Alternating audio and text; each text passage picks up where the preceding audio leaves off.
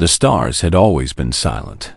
For thousands of years, humans looked up at the night sky and wondered if they were alone.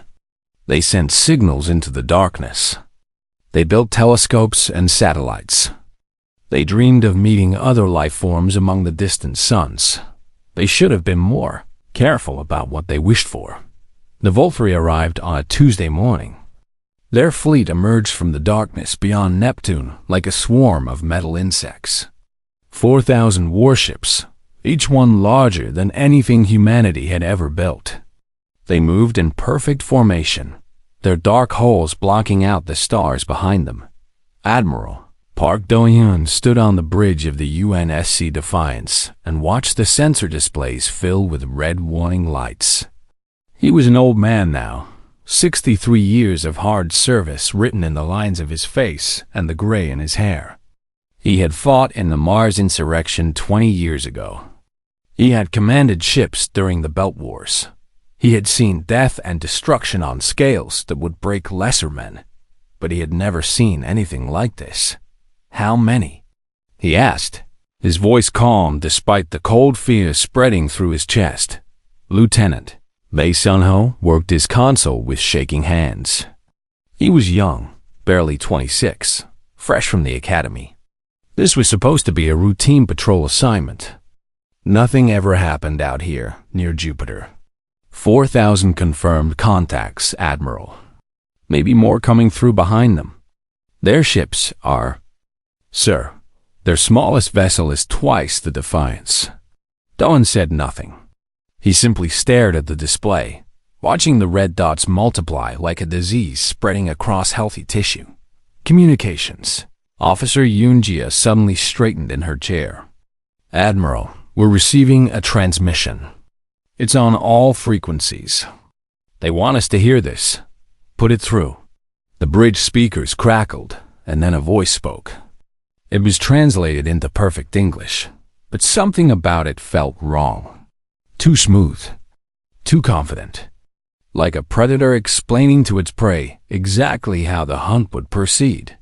Attention, inhabitants of the Sol System. I am High Commander Theros of the Volturi Dominion.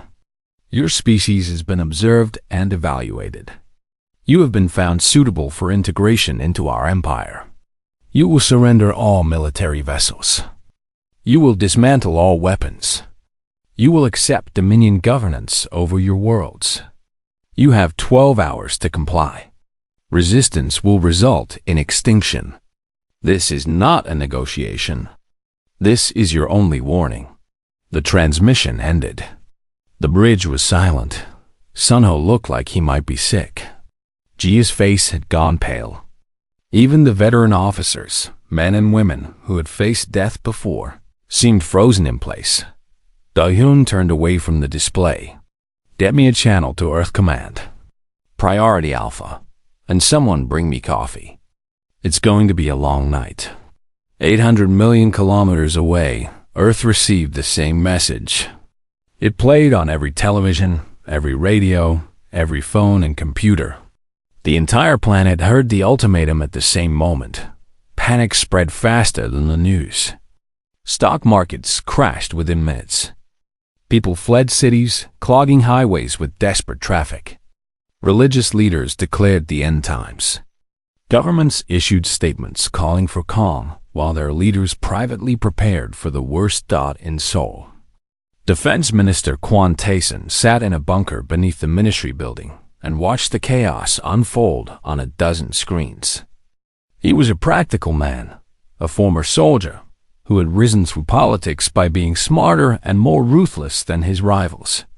He had prepared for wars with other nations. He had planned for terrorist attacks and natural disasters that he had not planned for this. His phone rang. The president's voice was strained. What do we do, Tae-sun?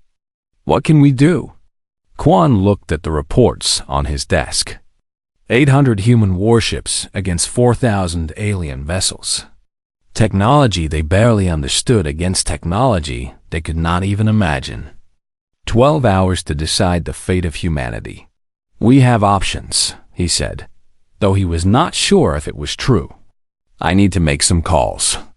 His first call was to a classified facility in the Swiss Alps, a place that did not officially exist, funded by a budget that appeared nowhere in any government's records. The phone rang 7 times before someone answered. "This is Dr. Han Mi-Ray," said a woman's voice. She sounded exhausted.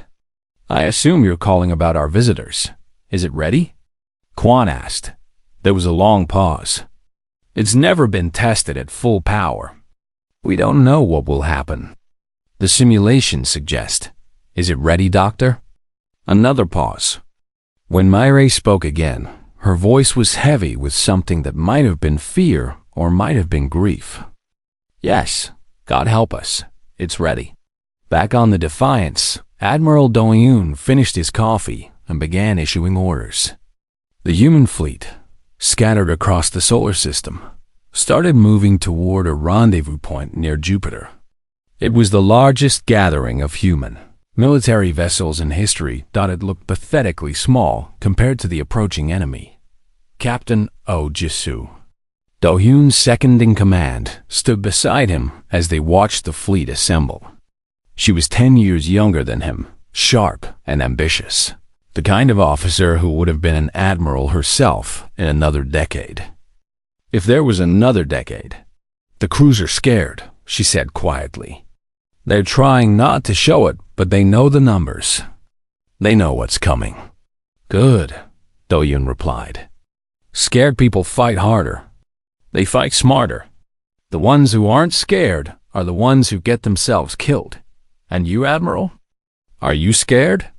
He considered the question.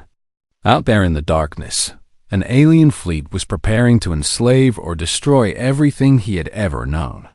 His wife had died 3 years ago. His children were grown, scattered across Earth and Mars. His grandchildren would grow up in chains if he failed here. "I'm terrified," he admitted. "But I'm also angry. These creatures cross the galaxy, show up at our door, and expect us to just surrender? They know nothing about us. Nothing about what we've survived, what we've done to each other. They think we'll just roll over because they have bigger ships." He shook his head slowly. "They're about to learn a very hard lesson about humanity." In the classified facility beneath the Alps, Dr. Han Mi-Ray ran final checks on a device that could reshape the laws of physics. She was 45 years old, a physicist who had once dreamed of winning the Nobel Prize for advancing human knowledge. Instead, she had spent 15 years building something that could kill on a scale that made nuclear weapons look like toys, the Prometheus. A ray, named for the Titan who stole fire from the gods. Her team worked in silence around her. 23 scientists and engineers, the best minds humanity could gather, all devoted to a single purpose, giving humanity a chance against threats from beyond the stars. They had hoped this day would never come. They had prayed that the device would never be used on, but hope and prayer meant nothing against 4,000 warships. Mi-Ray pressed her hand against the cold metal of the device's outer casing. "I'm sorry," she whispered to no one in particular. "I'm so sorry for what we're about to do." The 12-hour countdown continued. Across Earth, people held their loved ones and waited for the end. In space, the human fleet formed a thin defensive line that everyone knew could not hold God, and in the darkness beyond Neptune, High Commander Thyrus watched the human response with mild curiosity. He had done this 100 times before. Every species reacted the same way at first: denial, fear, desperate hope. Then they surrendered. Then they served. He expected no different from these humans. He had no idea how wrong he was. High Commander Thyrus had conquered 17 star systems in his career. He brought 34 species under Dominion control. He knew every pattern of resistance, every type of fear, every shape that despair could take. He had watched civilizations crumble. He had seen proud warriors weep as they handed over their weapons. He had heard the screams of those foolish enough to resist. Humanity he believed would be no different. The Valkyrie had observed Earth for decades before making contact. They had watched human television signals leaking into space. They had studied human languages, human culture, human history. They had seen the wars humans fought against each other. They'd watched humans destroy their own cities, poison their own planet, kill their own kind over differences in skin color or religious belief. The Dominion Council had classified humans as a Type 3 species, aggressive but primitive, dangerous to themselves but no threat to superior civilizations. Standard conquest protocols would be sufficient. Thyros reviewed the intelligence reports as his fleet approached the human defensive line. "Fascinating creatures," he murmured to his second officer. "They spend half their history trying to kill each other, yet they still dream of reaching the stars. Almost admirable. Shall the first prepare the subjugation forces, Commander?" "Not yet. Let them send their surrender." They always do. The 12 hours passed slowly. On Earth, governments argued. Religious leaders prayed. Military commanders ran simulations that all ended the same way: defeat. There seemed to be no path forward except submission. But in the secure room beneath the United Nations headquarters, a different conversation was taking place. Defense Minister Quan Tayson stood before a screen showing leaders from every major nation. They were tired, frightened, desperate. They wanted someone to tell them what to do. "We have a choice," Quan said. "We can surrender. We can trust that these aliens will treat us well, that their talk of integration means something other than slavery. We can hope that they're better than we are." He paused, looking at each face on the screen. "Or we can fight. We can use everything we have, everything we've built in secret for exactly this moment. We might lose. We probably will lose. But we will show them, and we will show the entire galaxy, that humanity does not kneel." The American president spoke first. "What exactly do we have, Minister Quan?" "Something that has never been tested. Something that might not work. But if it does work, it will change everything." There was a long silence. Then the Russian president laughed, a hard and bitter sound. "I have lived my whole life expecting nuclear war. Now aliens arrive, and you're telling me we have a secret weapon. This is madness." "Yes," Quan agreed. "Complete madness. But what choice do we have? Submit and hope for mercy from creatures who have conquered 30 species? Or fight and die as free people?" One by one, the leaders voted. It was not unanimous. Some wanted to negotiate. Some wanted to surrender. But when the count was finished, the decision was clear. Humanity would not submit. Admiral Park Do-hyun received the orders on the bridge of the Defiance. He read them 3 times, making sure he understood. Then he called his communications officer. "Yoon-jia, open a channel to the Valkyrie flagship. All frequencies. I want every ship in their fleet to hear this." "Channel open, Admiral." Do-hyun took a deep breath. He thought about his grandchildren on Earth, about his crew looking to him for guidance, about the billions of people waiting to learn their fate. He thought about every invasion in human history, every time a stronger force had demanded submission from a weaker one. And then he spoke. "This is Admiral Park Do-hyun of the United Nations Space Command. I am responding to your ultimatum on behalf of all humanity. We have considered your demands carefully. We have discussed them at the highest levels of our governments." He paused, allowing the translation to catch up across the alien fleet. "Our answer is this. Come and take it." The message was broadcast in every human language simultaneously. It spread across the solar system at the speed of light. On Earth, people heard it on their radios and televisions. On Mars and in the Belt, colonists gathered around screens to listen. For a moment, there was silence. Then, in cities across Earth, people began to cheer. Not because they believed they would win. Not because they thought they would survive. They cheered because they refused to die as slaves. They cheered because they were human, and humans did not surrender without a fight. On the Valkyrie flagship, High Commander Theros listened to the human response with growing amusement. He had heard defiance before. The Kreth had sworn by their gods that they would never yield. The Orvani had promised that their warriors would fight to the last breath. Both species now served as labor castes in the Dominion. "Bold words," he said to his officers. "Empty but bold. Begin the advance. Standard conquest formation. Let us teach these humans the price of arrogance." 4,000 Valkyrie warships surged forward, their engines blazing with power that human scientists could barely comprehend. They moved in perfect coordination, a vast machine of destruction that had never been stopped. On the Defiance, Lieutenant Bei Sung-ho watched them come. His hands had stopped shaking. The fear was still there, but something else had replaced the panic. Something cold and hard and determined. "They're not raising shields," he reported, his voice steady now. "They're not even deploying weapons.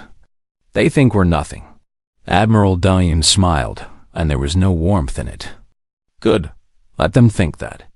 Behind the human defensive line, hidden in the shadow of Jupiter's largest moons, 17 ships powered up systems that had been dormant for 3 years. They were not warships in any traditional sense. They carried no crews, no missiles, no energy weapons. They carried something far more dangerous. In the command bunker in Switzerland, Dr. Han Mireille watched her monitors fill with data as the Prometheus array came online. 15 years of work. $17 billion in secret funding. The combined genius of humanity's greatest minds. All of it focused on a single purpose: manipulating the fundamental force of gravity. "Full power achieved," reported her assistant, a young engineer named Cho Yuna. "All 17 arrays synchronized. Targeting systems active." Mireille felt tears forming in her eyes. She had always hoped she would never have to give this order. She had prayed that humanity would never face a threat that required such a terrible weapon. But prayers meant nothing now. Only power mattered. Only the will to survive. "Target the lead elements of the enemy fleet," she said, her voice cracking. "Fire on my command." Above Jupiter, Colonel Shin Hai-jin sat in the cockpit of her fighter and watched the Valkyrie fleet approach. She was 41 years old, a farmer's daughter from Bazan who had joined the military to escape poverty and found she had a gift for killing. She had flown combat missions in 3 different wars. She had shot down more enemy aircraft than any other pilot in UN history. None of that would matter against alien warships. Her fighters' weapons could barely scratch their hulls. She knew that. Every pilot in her squadron knew that, but they flew anyway. "All wings, hold position," she ordered. "Wait for the signal. And when it comes, show these bastards what humans are made of." The Valkyrie Vanguard closed to weapons range. 300 warships, any one of which could destroy a human city. Their commanders were already planning the ground assault, discussing which human territories they would claim as prizes.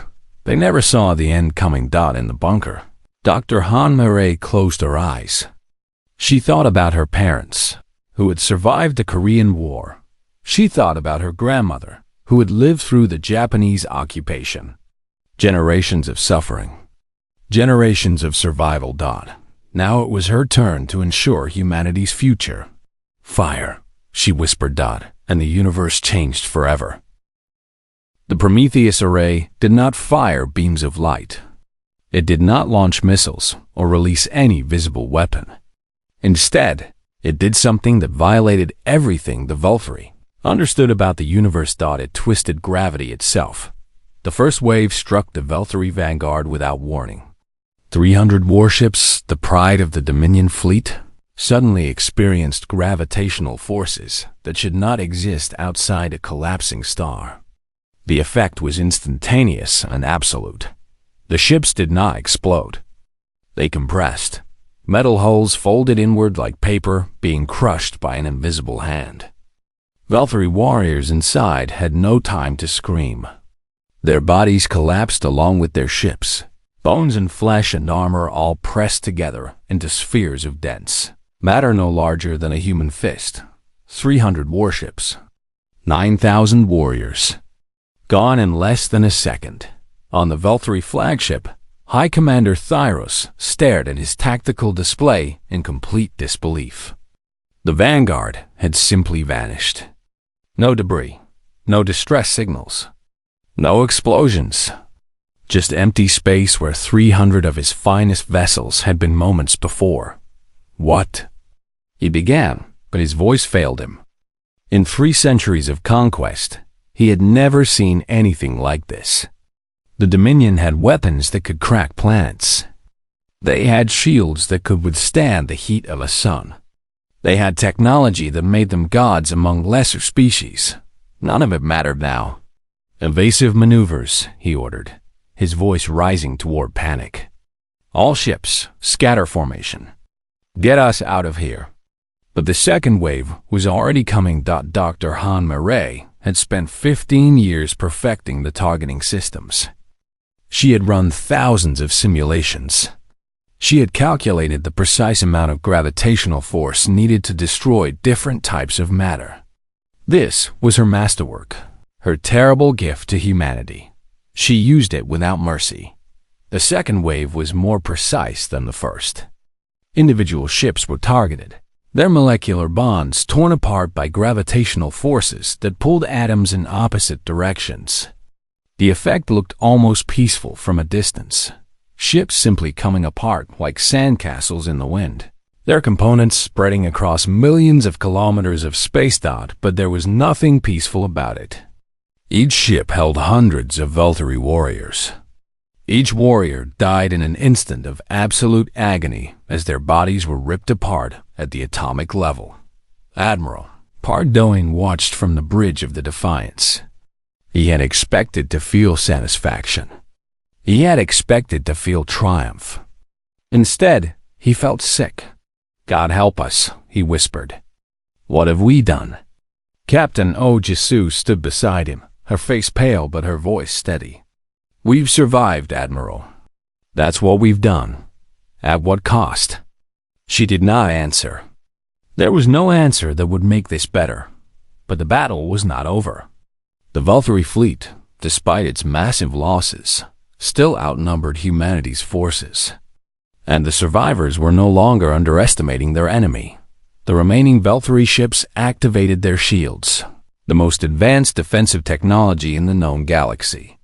Energy barriers wrapped around each vessel, designed to withstand any weapon, any attack. The Prometheus array tore through them like they were not there. Gravity did not care about shields. Gravity could not be stopped by energy barriers. Gravity simply was the fundamental force of the universe, and now humanity controlled it. Ship after ship fell. The Valkyrie formation collapsed into chaos as commanders tried desperately to find some pattern in the destruction, some way to predict where the next attack would strike. There was no pattern. Dr. Murray targeted them at random, ensuring that no one felt safe, that every ship knew it could be next. Colonel Shin Haijin watched the slaughter from her fighter's cockpit. She had dreamed of this moment, of seeing the alien invaders burn. But the reality was different from the dream. All wings, she said quietly. Prepare to engage survivors. Target any ship attempting to flee. No mercy. Her squadron, 300 of humanity's finest pilots, launched from the defensive line. Their weapons were almost primitive compared to the Prometheus array, but they were enough to finish what the gravity weapon started. Damaged Valkyrie ships. Their crews dead or dying, were torn apart by missiles and energy weapons. Escape pods were hunted down and destroyed. Nothing was allowed to survive. Haijin flew through the debris field, her targeting computer marking enemy contacts that no longer had the power to fight back. She fired again and again, each kill adding to a count she had lost track of hours ago. A Valkyrie cruiser loomed ahead, its engines dead, but its weapons still active. It fired at her, a beam of blue energy that she dodged with practiced ease. "You came to our home," she said, lining up her shot. "You came to enslave our children." She fired. The cruiser exploded. This is what you get.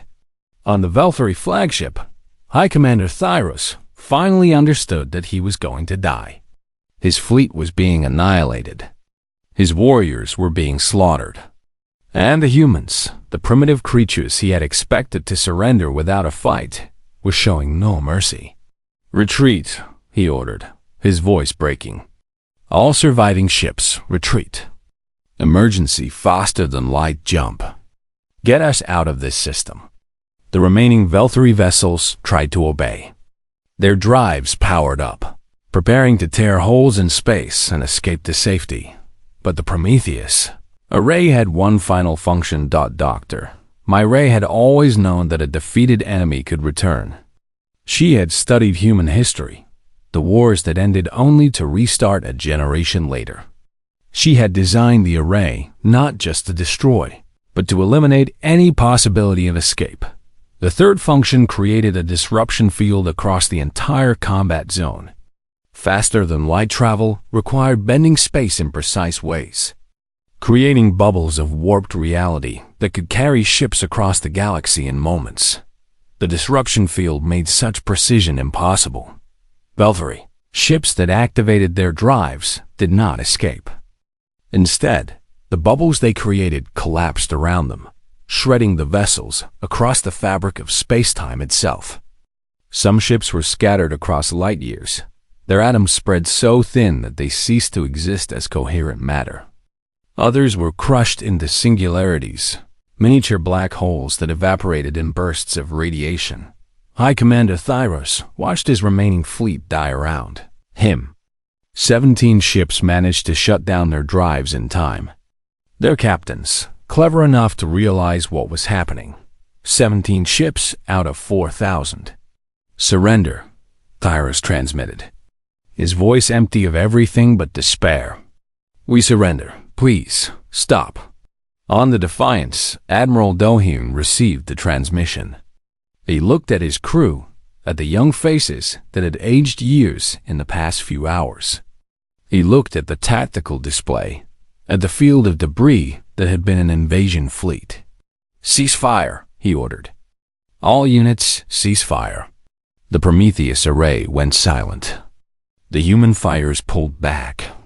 For a long moment, nothing moved in the vast graveyard of ships and bodies. In the command bunker in Switzerland, Dr. Han Mireille collapsed into her chair and began to sob. Her assistant, Cho Yuna, put a hand on her shoulder, but said nothing. There was nothing to say. They had saved humanity. They had killed thousands of intelligent beings. Both things were true. Both things would haunt them forever. On Earth, the news spread in minutes. The alien invasion had been stopped. The enemy fleet had been destroyed. Humanity had won. People poured into the streets, celebrating, weeping, holding each other. They did not yet understand what had been done in their name. They did not yet know the price of their survival. But Admiral Dohyun knew. He stood on his bridge, surrounded by the cheers of his crew, and he felt nothing but cold emptiness, because he understood that this was not the end. This was only the beginning. The 17 surviving Valkyrie ships limped through space, their hulls scarred and their crews broken. They broadcast surrender signals on every frequency, desperate signals that begged for mercy from the species they had come to conquer. Admiral Park, Do-yoon, watched them flee on his tactical display. The battle was over. The invasion had been stopped. By every measure of military logic, humanity had achieved its objective. But Do-yoon was not thinking about military logic. He was thinking about history. "Navigation," he said, his voice flat and cold. "Plot a course for Valkyrie space. Best possible speed." Captain Oh Jisoo turned to face him, her eyes wide with disbelief. "Admiral, they're retreating." The threat has been neutralized. We've won, have we? Da-Hyun gestured at the debris field visible through the bridge windows. We destroyed one fleet. The Velthari Dominion has dozens more. They control 17 star systems. They have resources we can barely imagine. How long until they send another fleet? How long until they come back with weapons designed to counter the array? Jisoo had no answer. We didn't win anything, Do-Hyun continued. We survived the first battle. That's all. And now we have a choice. We can wait here, celebrate our victory, and hope they don't come back. Or we can make sure they never threaten us again. The bridge was silent. Every officer understood what he was proposing. They understood what it would mean. Set course for Velthari Prime, Do-Hyun ordered. All ships that can fight follow us. We're going to end this war before it truly begins. The human fleet, reinforced by vessels from Mars and the asteroid belt, began its journey into the unknown. 300 warships, carrying the Prometheus array and the anger of a species that had been pushed to the edge of extinction, died in the command bunker in Switzerland. Dr. Han Mireille received word of the fleet's departure. She immediately contacted Defense Minister Kwon Tae-sun. This is madness, she said, her voice shaking with exhaustion and grief. We've already won. We proved we can defend ourselves. Why do we need to attack them? Kwon's face on the screen was calm, almost peaceful. Because we've shown them what we can do, Doctor. And now they'll spend years, maybe decades, developing weapons to counter the array. They'll come back, and next time they might succeed. So we commit genocide? We destroy their civilization? We destroy their ability to threaten us. There's a difference. Mireille laughed bitterly. Is there? At what point do we become the monsters we're fighting? Kwon did not answer immediately. When he spoke, his voice was heavy with something that might have been regret. I don't know, Doctor. But I do know this. My job is to protect humanity. Your job was to give us the tools to survive. We've done our jobs. The decisions about how to use those tools. That's above both of us. The human fleet crossed into Dominion space 3 weeks later. They encountered Velthari patrol ships, merchant vessels, exploration craft. Admiral Do-Hyun gave the same order every time. Destroy anything military. Spare anything civilian. It was not mercy. It was calculation. We're not here to kill everyone, he explained to his officers. We're here to send a message. The message is not that we're murderers. The message is that we're too dangerous to challenge. There's a difference. Colonel Shin Hae-jin, promoted to lead the fleet's fighter squadrons, understood this logic better than most. She had grown up on stories of the Korean War, of her grandmother's tales about living under occupation. She knew what it meant to be conquered by a stronger power. She also knew what it took to make sure that never happened again. Target their shipyards first, she suggested during a strategy session. Then their weapons factories, then their training facilities. Leave their cities alone. Let the civilians watch as we dismantle everything that makes them powerful. It was a brutal plan. It was also effective. The Velthari military crumbled before the human advance. Without the ability to build new ships or train new warriors, their remaining fleets were isolated and vulnerable. Some fought to the death. Others surrendered, hoping for mercy that the humans were surprisingly willing to grant. Do-Hyun made a point of treating prisoners well. He released captured civilians unharmed. He even provided medical care to wounded enemy soldiers. They need to understand, he told Jisoo, that we're not here to destroy them. We're here to teach them. The lesson is simple. Don't threaten Earth. Don't threaten humanity. Live in peace, and we'll leave you alone. But the lesson required more than words. When the human fleet reached Velthari Prime, they found the world in chaos. The Dominion Council, the ancient ruling body that had governed the empire for centuries, had broadcast desperate pleas for negotiation. Billions of Velthari civilians looked to the sky in terror, waiting for the destruction they were certain would come. Admiral Do-hyun ordered the fleet to hold position in orbit. He broadcast a message to the planet below, to the Dominion Council, to every Velthari who could hear him. People of the Dominion, I am Admiral Park Do-hyun of the United Nations Space Command. I speak on behalf of humanity, the species you tried to conquer. He paused, allowing his words to sink in across a frightened world. We did not seek this war.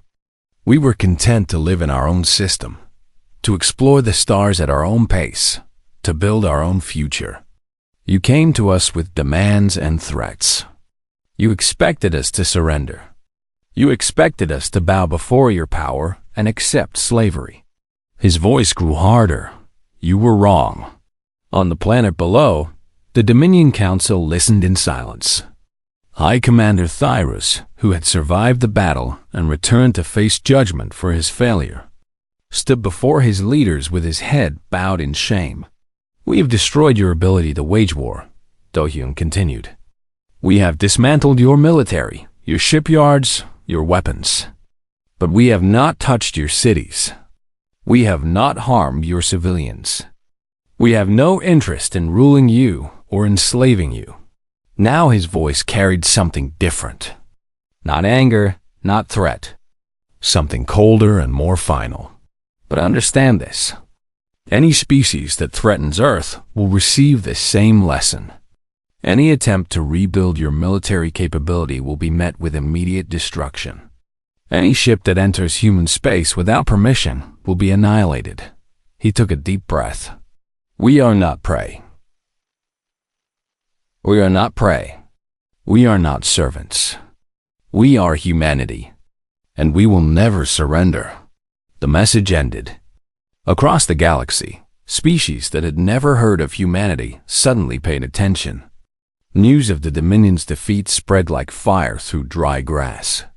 A new power had emerged, a species that had destroyed the greatest military force in known space, and that species was angry. On Velthari Prime, the Dominion Council formally dissolved itself. The empire that had ruled for centuries was finished.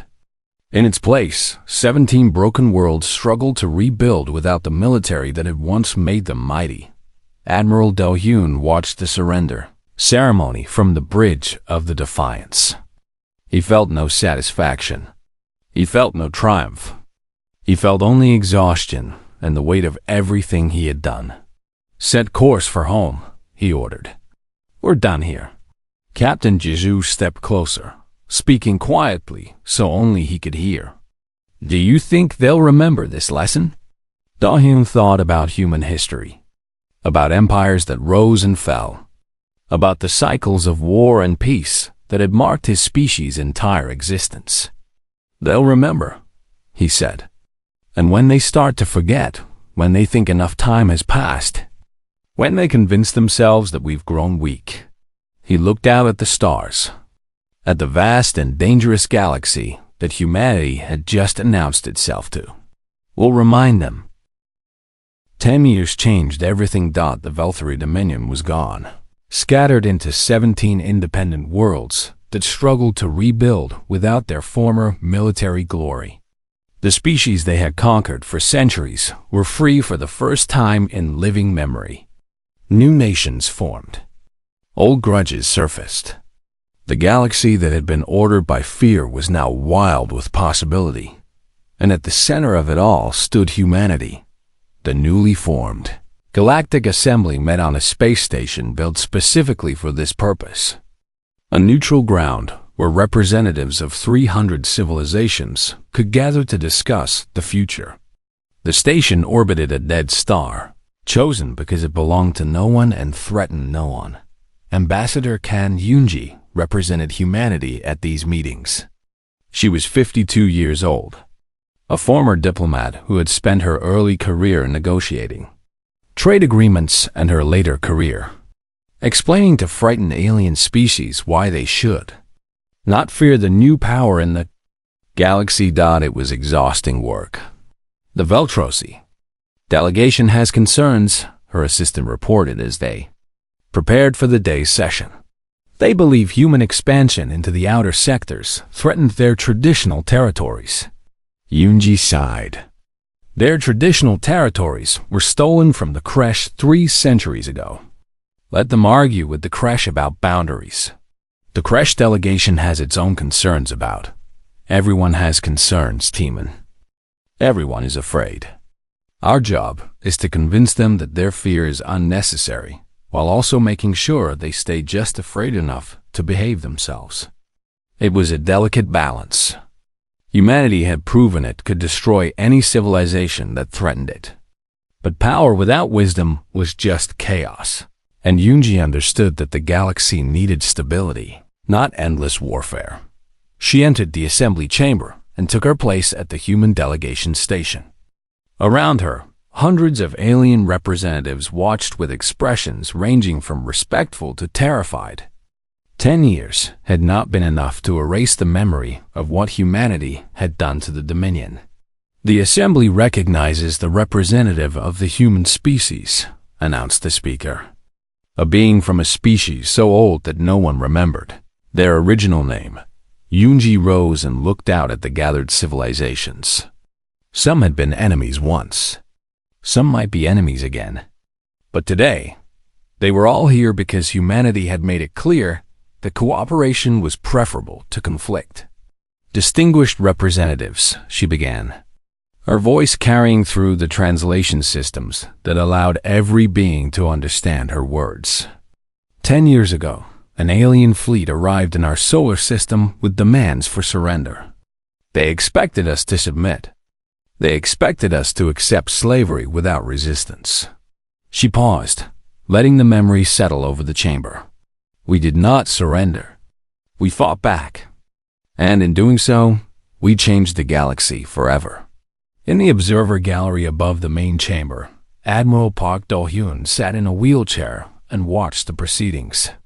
He was 73 now, retired and tired, his body failing even as his mind remained sharp. He had refused all requests to attend as an honored guest. He preferred to watch from the shadows, remembering. Beside him sat Dr. Han Mei-Ray, who had never forgiven herself for creating the Prometheus array. She spent her days now working on medical technology, trying to save as many lives as she had taken. It would never be enough. She knew that. But she tried anyway. On his other side was Colonel Shin Hai-jin, also retired, who taught at the Naval Academy and trained the next generation of pilots. She was 60 now, her reflexes slowed, but her tactical mind was as sharp as ever. Her students feared and adored her in equal measure. They had been called heroes for 10 years. Monuments bore their names. Children learned about them in school. The galaxy knew them as the humans who had broken the Dominion, but among themselves, they spoke rarely about what they had done.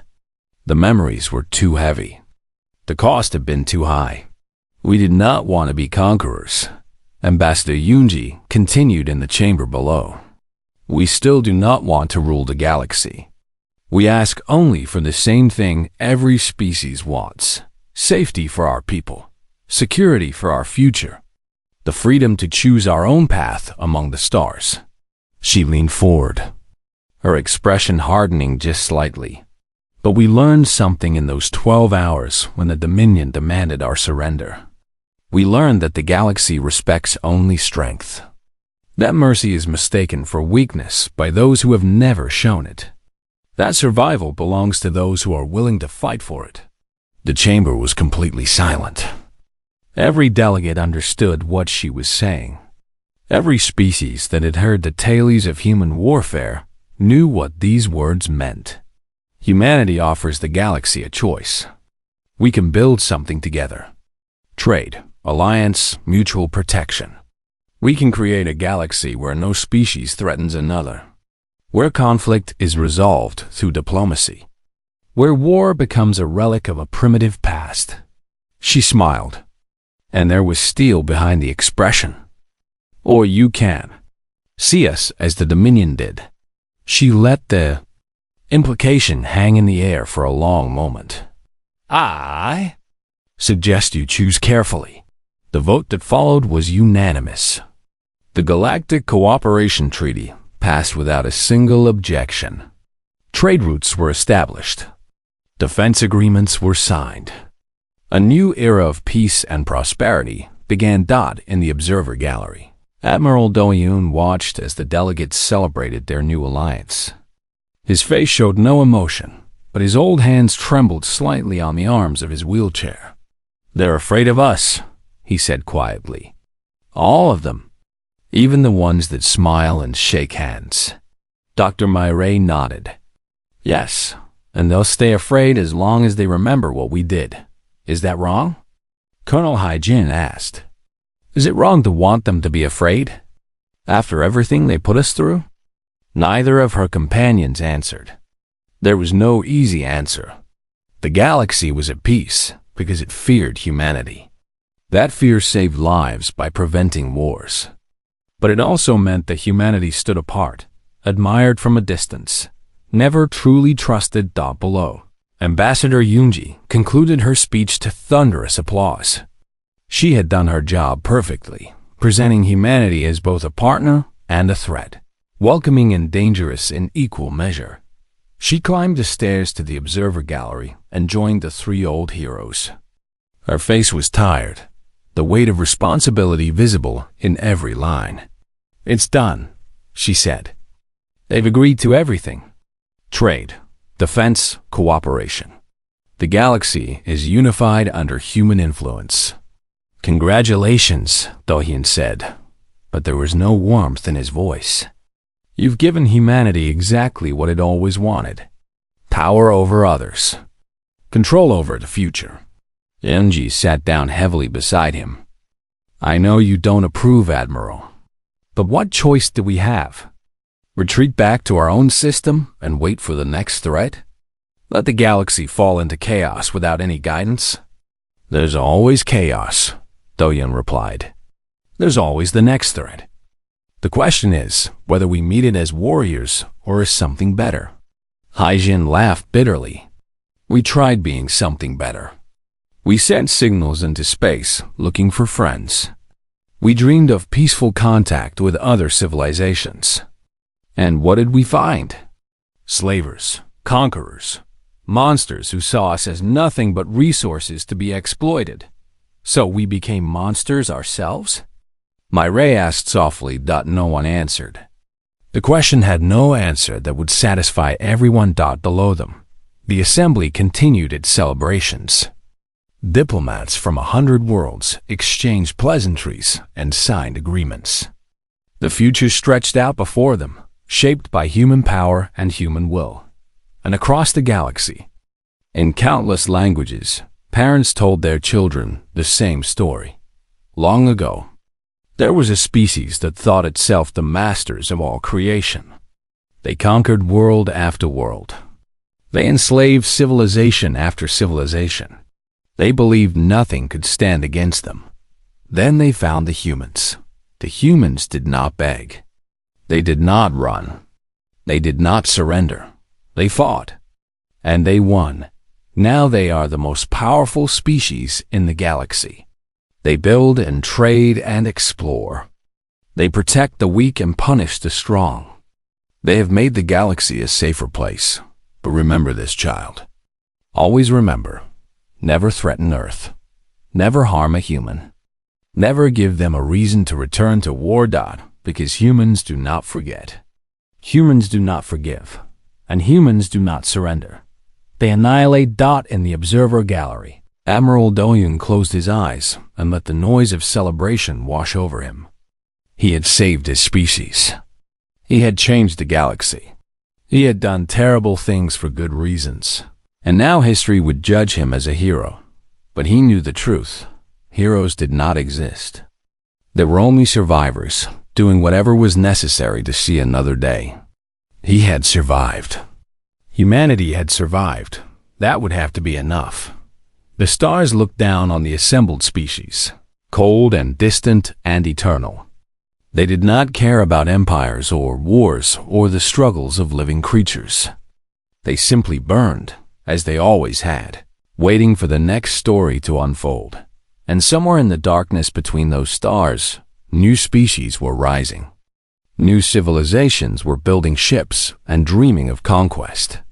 New threats were forming that would one day test humanity's resolve again. But that was a problem for another generation. For now, there was peace. There was hope. There was a galaxy united under the shadow of human power. And that shadow stretched across the stars. A reminder to every living being. We are humanity. We survived. We conquered. Cross us at your own risk.